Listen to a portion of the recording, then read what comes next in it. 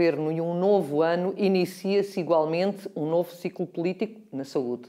Quais os caminhos a seguir num contexto virado para os novos rumos, num setor onde o Serviço Nacional de Saúde continua a ser a trave principal, é o que vamos analisar nos próximos 2 programas com 3 deputados da Assembleia da República de 3 partidos diferentes, que eu passo a apresentar.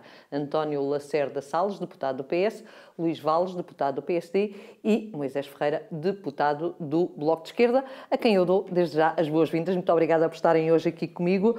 Dr. António Lacerda Salles, começo pelo senhor e começo pela análise aos cuidados de saúde primários. Costuma-se dizer que os cuidados de saúde primários são a porta de entrada do sistema, ou pelo menos deveriam ser. Nos últimos anos, nesta área, de facto, não tem sido tão assim quanto nós gostaríamos. Ou seja, os cuidados de saúde primários não têm dado a resposta aos portugueses que os portugueses gostariam de ter. Pensa que pode haver aqui uma mudança, ou deve haver aqui uma mudança? E como? A pergunta não é fácil, eu sei. Muito obrigado, antes de mais, pelo convite. Também cumprimentar as outras forças políticas. E, de facto, dizer-lhe que o Partido Socialista e o programa do Partido Socialista pretende recuperar a centralidade dos cuidados primários de saúde. Pensamos que, de facto, nos últimos 4 anos houve, por assim dizer, uma suspensão. Os cortes que existiram na saúde levaram a algum retrocesso em termos de evolução dos próprios cuidados primários e, de facto, urge, neste momento, recuperar os cuidados e a centralidade dos cuidados primários de saúde.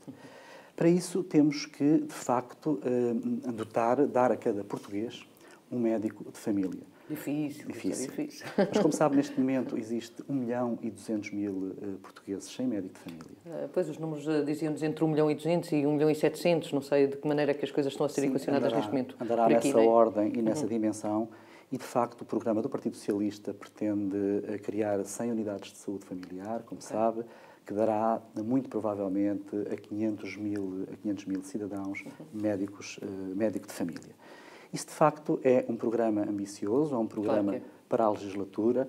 Para além disso, pensamos que é importante dotar os cuidados primários dos meios necessários e dos recursos necessários para que, de facto, essa evolução se possa fazer. Também vou fazer a mesma pergunta ao Dr. Luís Valles. Bem-vindo também, doutor. De facto, os cuidados de saúde primários são, ou devem ser, a porta de entrada do sistema. O que é que nos falta fazer para que isto aconteça? Eu concordo em absoluto com aquilo que disse na primeira questão, de serem, de facto, a porta de entrada do nosso sistema. No entanto, na segunda parte da pergunta, ou a afirmação não ter correspondido ao que os portugueses necessitam, de facto tem-se feito um trabalho extraordinário. Quando digo isso, tem a ver com a falta de médicos de família, é nesse sentido que eu fiz essa referência, percebe? Eu percebi. De facto, quando temos uma falta de 1.500.000, 1.200.000, 700.000 médicos de família, que acaba por depois o português não ter acesso. Eu não tenho médico de família, por exemplo. Pois. Sou uma das vítimas do sistema. De facto, a sensação que muitos portugueses têm é exatamente essa, é que não têm médico de família. No entanto, aquilo que se tem feito, e ao contrário do que foi aqui referido, nós, em 2011, tínhamos 2.100.000 portugueses sem médico de família. Sim. Entretanto, portanto, melhorou-se, não é? E hoje temos à volta de 1.060.000 a 200.000 portugueses. Ou seja, 50% da melhoria face àquilo que foi no passado. Portanto, nós, só para também deixar aqui bem vincada essa questão, nós neste momento temos cerca de 90%, 89% de portugueses sem médico de família. Foram criadas 166 unidades de saúde familiares, 88 unidades de cuidados continuados. E aquilo que o programa eleitoral do Partido Social Democrata e do CDS-PP abordava e aquilo que pretendia era que houvesse médico de família para todos no espaço de uma legislatura. Eu penso que aí estaremos todos de acordo. E, portanto, claro que sim, estamos naturalmente de acordo. Esse é o que todos nós queremos, de facto, é que de facto haja médicos de família para todos, até para conseguirmos descapitalizar o número de portugueses que vão aos hospitais à procura daquilo que não têm nos médicos de família. Vamos ver se o Dr. Moisés Ferreira também concorda com algum das duas opiniões aqui tidas antecipadamente. Concorda certamente que os cuidados de saúde primários devem ser o centro do sistema, portanto, ponto, aí não haverá grande dúvida. Como é que se chega lá, doutor? Antes de mais, obrigado pelo convite que foi endereçado ao Bloco de Esquerda para estar aqui presente, com muito gosto. Efetivamente, os cuidados de saúde primários são centrais nos serviços de saúde prestados no país. Por várias razões, como se percebe, A primeira, o facto de termos um médico que acompanha regularmente o historial clínico de uma pessoa em particular é importantíssimo até do ponto de vista de prevenção, de um acompanhamento regular, prevenir, enfim, determinados episódios, sim, o desenvolvimento de determinadas patologias é importante. Há deficiências aqui que já foram identificadas, que é o facto de muitos portugueses não terem médicos de família, e é importantíssimo que nos próximos 4 anos, este Governo nos próximos 4 anos, consiga dar uma resposta cabal. E que não seja só através de aumentar o número de utentes que cada médico de família tem a seu cargo, por assim dizer. Sim. Porque também há um limite para esse aumento. Neste momento serão cerca de 1.800 a 2.000, não é? Mais ou menos 1 para 1.500. 1 para 1.500, pronto. Este número satisfaz, doutor? Este número é um número certo, correto? Esse número, creio que na maior parte das USFs não tem causado grandes problemas. Agora, se a atribuição de médicos de família para todos os portugueses for pelo aumento do número de utentes, pode causar problemas, como outros se percebe. Problemas. Resolve-se de uma forma... Exatamente. O que se tem que criar aqui é a entrada de mais médicos de medicina geral familiar. Mas deixe-me só por 30 segundos dizer que os cuidados de saúde primários são também muito importantes por aquilo que acabou de referir. É que se eles não estiverem a responder, vai haver depois um problema ajusante, que é o de sobrelotação dos hospitais e da saúde hospitalar. E por isso é que é importante também que os cuidados de saúde primários sejam dotados de outros serviços e de outras valências que hoje não existem. Por exemplo, psicologia, medicina dentária, meios complementares de diagnóstico, para que as pessoas possam, no centro de saúde, fazer uma série de pequenos atos que podem fazer ali, aliás, sem problema nenhum e sem necessidade de recorrer aos hospitais. Vemos algo muito interessante a esse nível, que é a divisão e a forma como estão organizadas as ACEs, os ACEs, e as unidades de saúde familiares. Não é? Noutra vertente, as peço desculpa. É isso mesmo, os USPs. Portanto, porque de facto os USPs funcionam bem e podem canalizar para eles aquilo que precisam, se precisam de psicólogos, se precisam de nutricionista, etc. Os ACs são mais pobrezinhos e não têm essa capacidade. Voltemos aos médicos, à falta de médicos nos cuidados de saúde primários. Como é que se resolve o problema? Está em perspectiva a saída de alguns médicos que vêm colmatar umas deficiências. Aqueles que vão estar prontos para integrar esta fase vão chegar ou não? Nem por isso. Está, mas se me permite, deixe-me dizer-lhe que eu penso que esta questão dos médicos de medicina geral e familiar é um problema organizacional que se coloca quer a montante, quer a jusante. De facto, tudo se inicia na planificação e nas necessidades. E começa tudo na entrada de estudantes de medicina para as faculdades de medicina, através dos números clausos. Sendo que depois é extremamente importante a questão da entrada na especialidade de medicina geral e familiar, e aí sim, as capacidades formativas do sistema são tremendamente importantes. A jusante, temos o problema dos médicos que se vão aposentando. Ora bem, deixe-me dar-lhe só 2 números muito rapidamente. Médicos de medicina geral familiar, em 2011 tínhamos 6.035. Em 2014 tínhamos 6.053. Ou seja, de 2011 para 2014, mais 18 médicos de medicina geral e familiar. Em internos de especialidade, de 2011 para 2014, temos mais 778. Sendo que 4.000 médicos têm mais de 50 anos e muitos deles à beira da aposentação. Por conseguinte, conseguimos prever que num futuro relativamente próximo, médio, vamos conseguir com certeza colmatar aqui algumas falhas e temos com certeza números capazes de, nos cuidados primários de saúde, ter assistência devida e conseguir dar, de facto, um médico a cada português. Dr. Luís Valles, incentivos para os cuidados de medicina geral e familiares são importantes ou não? São, claro que sim. E quais? Eu concordo com o que foi dito relativamente à planificação. Penso que, desta vez não penso que há bens maiores que devem estar para além daquilo que são os partidos e as políticas, claro. Mas de facto é muito importante esta questão da planificação. Os concursos que foram abrindo para MGF foram todos, o anterior governo contratou todos os médicos disponíveis em Portugal. E, de facto, mesmo assim, temos esta carência, esta dificuldade na questão dos médicos. as políticas previamente, neste último governo utilizou, enfim, desde a questão da abertura destes 8 concursos, a questão dos contratos de médicos até aposentados para suprir e de estrangeiros, muitas vezes, para suprir estas dificuldades. Mas temos um grande problema que é a fixação dos médicos nas zonas mais... Daí eu estar-lhe a falar nos incentivos, da importância de, se calhar, poderá haver nos incentivos. O que foi até aqui feito foi dar alguns incentivos a esses médicos para se situarem nessas zonas, mas de todo não é suficiente. E eu, sinceramente, espero que este novo governo persiga essas políticas, porque, de facto, são essenciais e é importante fixar estes médicos, porque nós não temos... Não só em zonas onde já existem outros médicos, mas sim noutras... Temos médicos a menos em determinadas zonas do país. São mal divididos, é uma questão geográfica da organização do próprio sistema.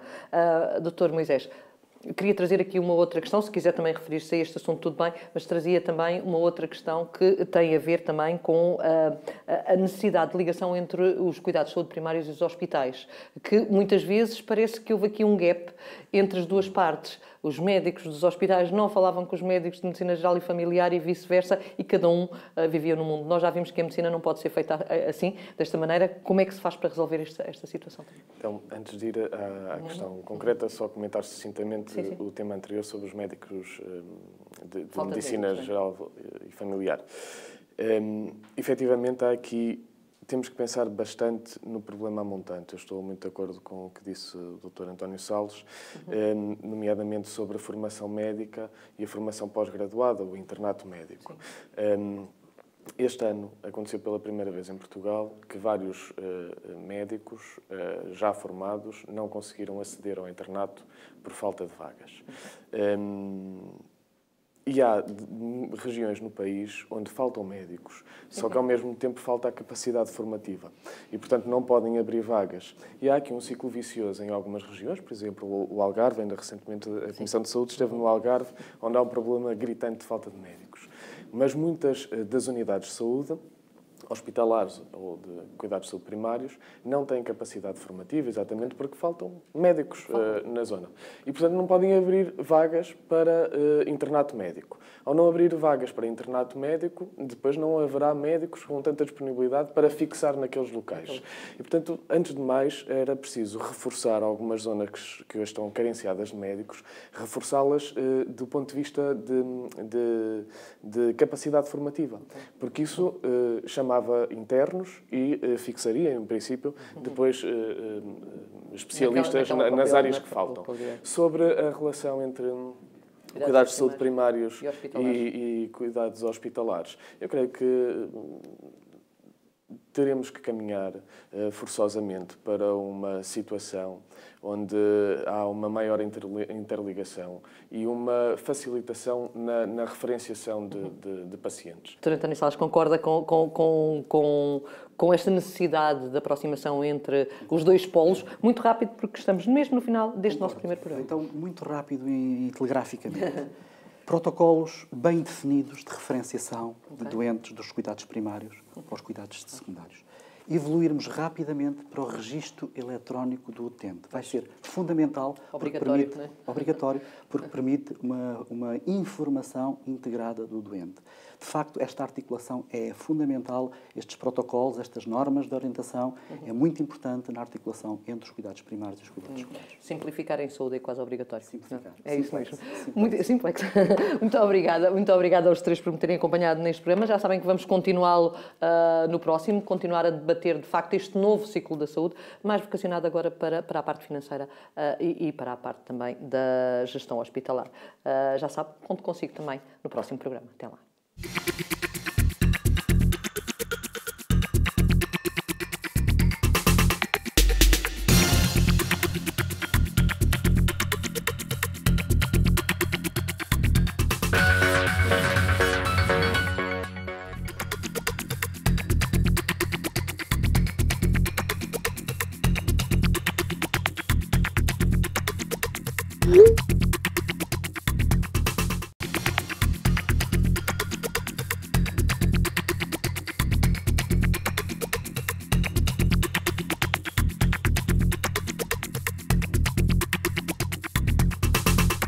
Na saúde, o novo ciclo político requer que se analisem e perspectivem também novas abordagens. Neste especial saúde, vamos debater questões tão importantes como gestão hospitalar, política do medicamento também, inovação, informatização dos serviços de saúde, papel dos diferentes parceiros do setor da saúde, entre outras, se tivermos tempo. Os convidados deste especial saúde já estiveram em estúdio no especial saúde anterior. Falo de António Lacerda Salles, deputado do PS, Luís Valles, deputado do PSD, e Moisés Ferreira, deputado do Bloco de Esquerda, a quem eu dou novamente as boas-vindas e agradeço por estarem aqui comigo. Dr. António Salles, quando olhamos para os hospitais portugueses, como é que os podemos definir? Muito bons, suficientes ou maus? O maus de certeza que não será, mas pronto, eu coloquei aqui também para vermos qual é a perspectiva. Com certeza que não. Eu aí posso, e de facto porque a minha vida tem sido uma vida hospitalar, posso lhe dizer que nós temos de facto bons hospitais.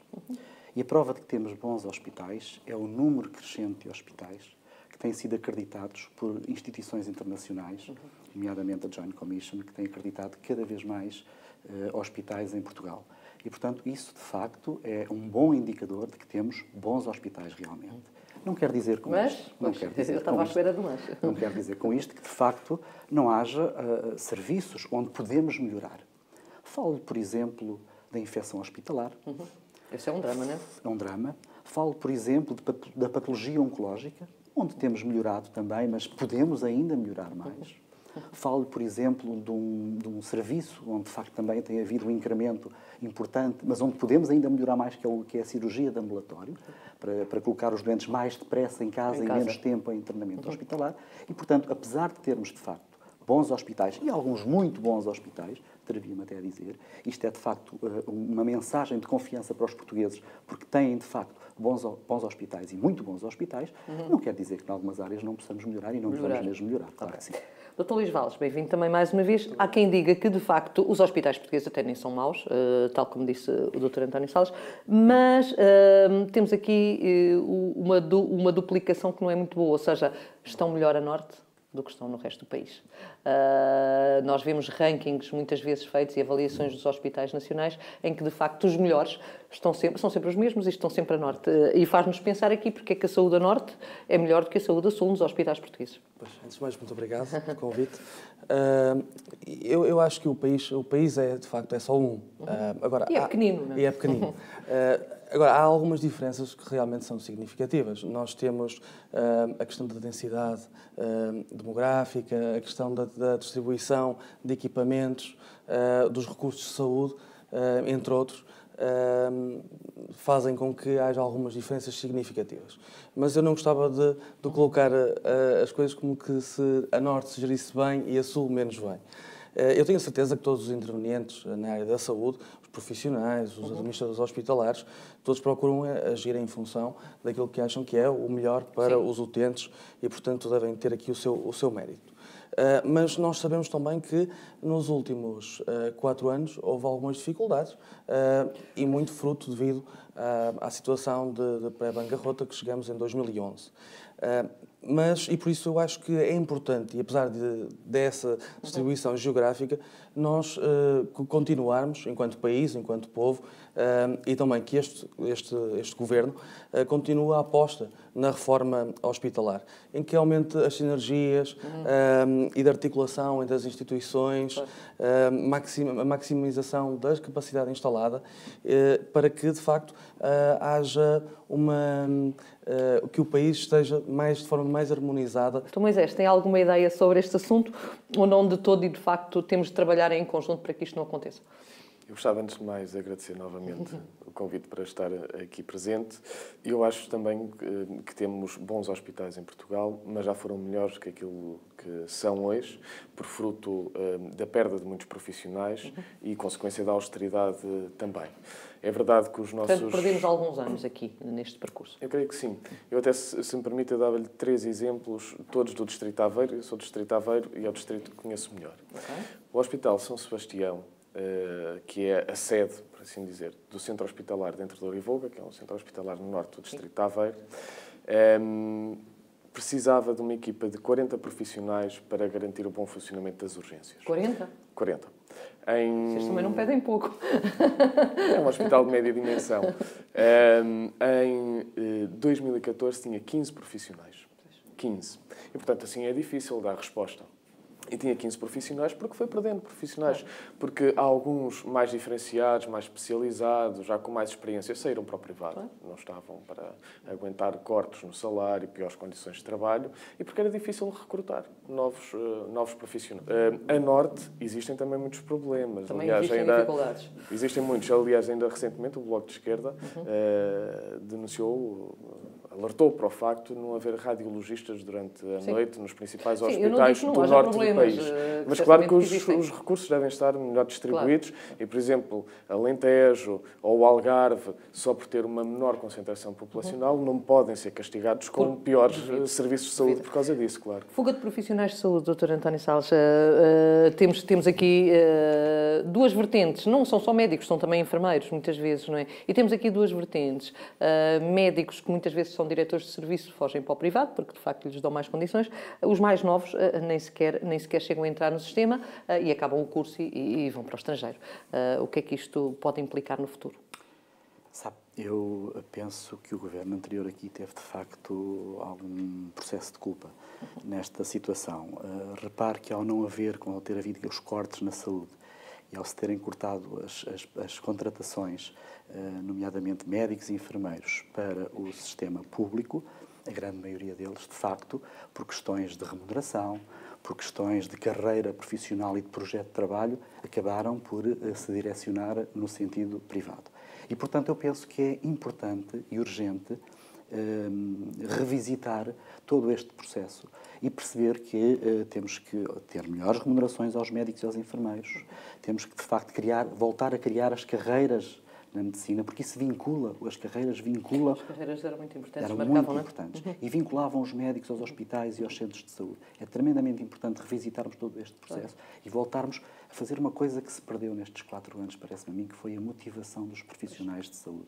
Há muita desmotivação dos profissionais de saúde e é urgente recuperar essa motivação dos profissionais. E há aqui uma coisa que eu acho que também será importante, doutora António Valles, Luís Valles, peço desculpa, aqui é a questão de... Também não é justo para Portugal, ou seja, Portugal acaba por formar e por investir na formação dos médicos, dos enfermeiros, etc., para darem apoio ao Serviço Nacional de Saúde e a Portugal e ao sistema de saúde, de um modo geral, e depois eles vão-se embora. Isto não é justo, digamos assim. A questão da fuga de médicos para o estrangeiro e para os privados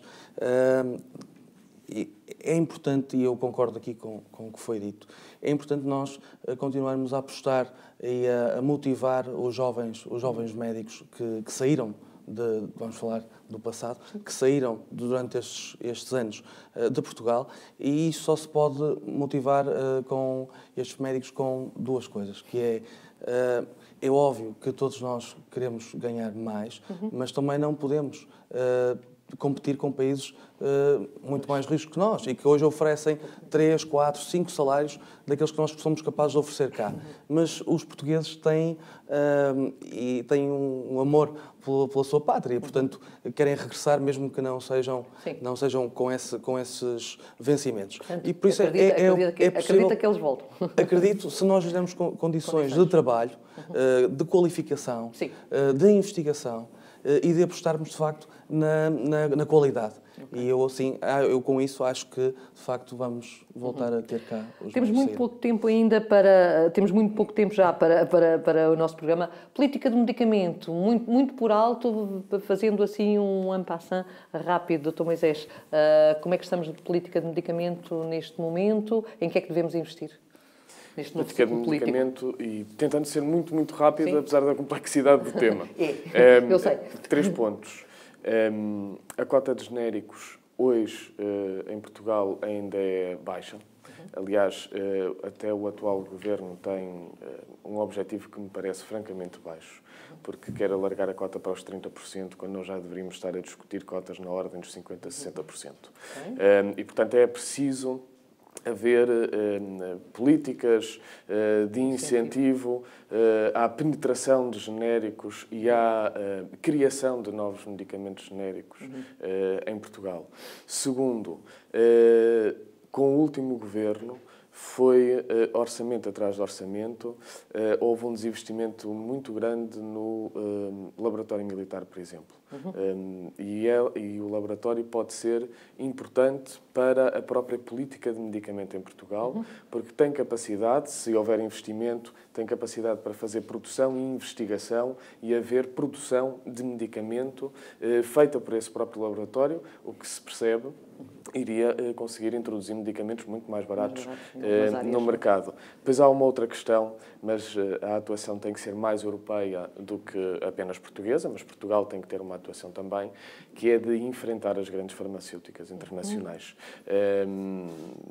E, por exemplo... Não vê a indústria farmacêutica como uma parceira? Não podemos ver a indústria farmacêutica como uma parceira, como um parceiro?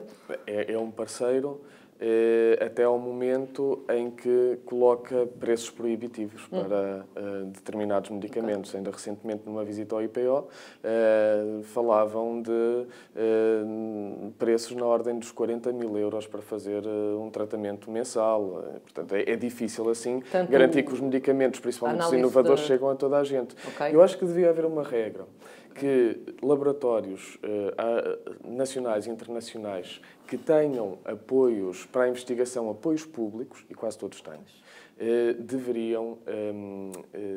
não deveria haver patente privada sobre esses medicamentos. Isso faria baixar drasticamente o preço do medicamento. Aqui o seu governo vai ter uma palavra a dizer, porque de facto aqui é feita a avaliação com base no preço, e estamos a falar de inovação neste caso, não é? É feita uma análise com base no indicador de 3 países e, portanto, aí é selecionado pelo governo. A indústria aí pouco pode fazer. Com participações, doutor? Mexe-se aí ou não? No futuro da política de medicamento. Eu acho que de facto, nós nas comparticipações, e falando em inovação, não é? Que penso que estamos a caminhar para aí. É aquilo que nos preocupa mais, não é? Nos preocupa, de facto, porque nós temos que ter acesso, e melhorar o acesso significa também ir à inovação e buscar medicamentos inovadores. Porque hoje as pessoas vivem mais, a ciência evolui. E querem viver mais e melhor. Os novos fármacos e tratamentos, e logo também os seus custos são maiores. Mas também aqui, eu penso que, e estamos de acordo, têm vindo a fazer-se algumas alterações substantivas nesta área de acesso à inovação.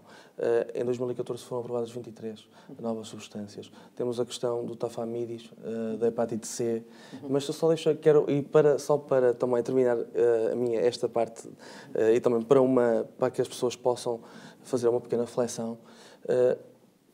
Todos nós falamos da questão da hepatite C e do acesso, e que é essencial, todas as forças políticas o fizeram. Mas eu quero aqui relembrar uma questão, que é este acordo que foi feito com uma farmacêutica para a erradicação da hepatite C em Portugal, não teria sido possível em 2011. E não teria sido possível em 2011 porque nós não tínhamos credibilidade nessa altura. E ninguém, nem nenhuma indústria inovadora viria a Portugal, viria para Portugal, a não ser que se lhe pagasse a preço todo. E nessa altura, este governo do PSD-CDS-PP, que encontrou uma dívida de 3,7 mil milhões de euros quando lá chegou, não teria tido capacidade para negociar com a indústria da forma que negociou para a erradicação da hepatite C. O que é certo é que eu não tenho tempo para lhe dar, eu sei que queria falar, mas não tenho tempo para lhe dar a palavra, doutor. Há quem diga que, de facto, se conseguiu um bom acordo para a hepatite C, e que Portugal conseguiu um acordo que pode ser, e é referência noutros locais. Há outras pessoas que dizem, calma, não vamos ver nada, vamos esperar os números, vamos fazer a avaliação e depois vamos falar. Portanto, estamos aqui no meio desta análise. O que é certo é que, depois da hepatite C, nada será como era. E, portanto, a avaliação tem de ser feita a partir daí em relação à inovação. Agradeço aos três por terem estado aqui comigo nestes 2 programas. Analisámos um novo ciclo, deixámos aqui algumas indicações que podem ser importantes para quem de direito. Muito obrigada. Final do especial Saúde, dedicado ao novo ciclo político e à saúde. Durante 2 programas debatemos temas que são diferentes, como os cuidados de saúde primários, a gestão hospitalar, agora a política do medicamento, só en passant, não tivemos tempo para mais, e o papel dos diferentes parceiros do setor. Agradeço-lhe também a si a sua preferência e volto para a semana.